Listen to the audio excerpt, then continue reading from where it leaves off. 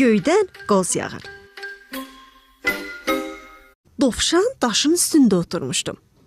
Birdən başına bir qoz düşdü. Yaman ağrıtdı.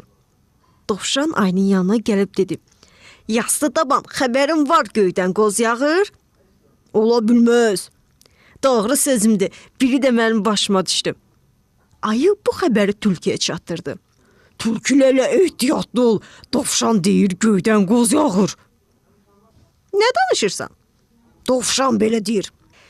Tülkü tez özünü sincabın yanına yetirdi. "Ay sincab, eşitmisən göydən qoz yağır?" "Doğrudan?" "Hə, biri də dovşanın başına düşüb."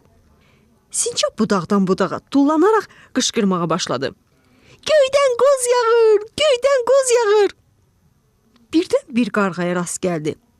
"Qarğa qardaş, deyirlər göydən qoz yağır, biri də dovşanın başına düşüb." Qarğa qarıldaya dedi: "Qarr, qarr, ay axmaq o qozu mən atmışdım ki, daşa dəyib sınsın ləpəsini yeyim. Qarr, o da dovşanın başına dəydi. Qoz sınmadı. Ancaq deyəsən dovşanın başı xarab oldu. Qarr, qarr."